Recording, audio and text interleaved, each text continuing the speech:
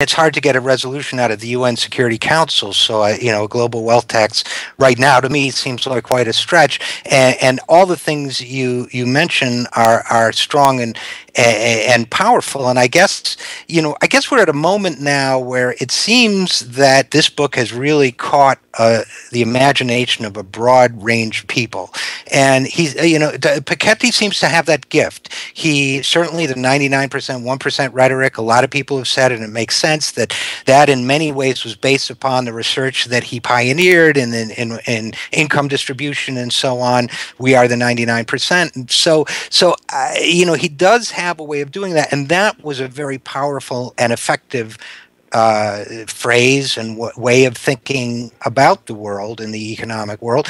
But somehow we demand a global wealth tax seems like it won't go anywhere. So is there, here we are at this moment where this book has captured public imagination, and I tend to think of these things a little bit tactically, which is one way to look at it would be this has galvanized the discussion in our direction. Another way would be this has galvanized the discussion but turned it to the theoretical and fuzzy and won't add energy to the movement. The third is more of the tactical activist approach. It says, how do we take this moment and get people talking about the right things and pushing for the right things? If you get where I'm going with this, is how can we leverage this book to talk about some of the solutions that you're recommending?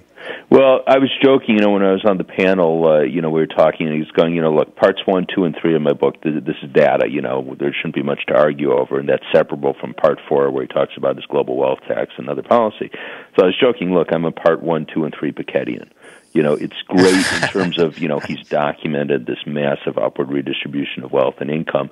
That has to be our backdrop. His policy prescriptions, I'd say, global wealth tax, wonderful, but, we all know these things that have redistributed income upwards, and we have to fight on them. And, two things that are in the public debate right now, it's just kind of striking, because I'm sure we're going to get all these people reading and praising Piketty's book, and then they're going to take the wrong stand on them. One, the trade agreements, the Trans-Pacific Partnership and the Transatlantic Trade and Investment Pact. These are corporate agreements. These are, whatever, I was just on panel this morning talking to someone, every time I talk and think about it, it's worse than I realize, because this is, we have the richest people in the country sit down and say, how do we want to structure a trade pact? And then they say this is free trade. Nothing to do with free trade. This is your corporate wish list.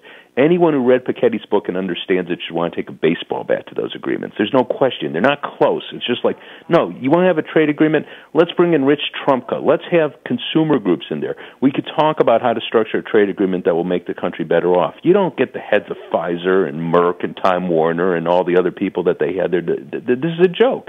So, but you'll have people read Piketty and they go, oh yeah, but we got to support this trade agreement. The other thing along the same lines that seems to be heating up, the privatization of Fannie and Freddie. Why on earth are we trying to privatize Fannie and Freddie? They're doing their jobs. Show me the problem. I've been saying to people, show me the problem. And people say, well, we don't want public. Okay, so if you're just telling me you don't like public companies, that's one thing. That's not saying that there's a problem. It's just, I don't like chocolate ice cream. Okay, that's fine. But, that's not a really good argument for public policy. And the worst part of it is that if we were to privatize them, if we really decide, we just really hate public companies, then privatize them. Don't have a government guarantee. But what they're proposing is absolutely the worst possible thing. They're proposing that we're going to have all the investment banks issuing mortgage-backed securities again, just like they did back in the housing bubble days. But this time, they'll issue them with a 90% government guarantee.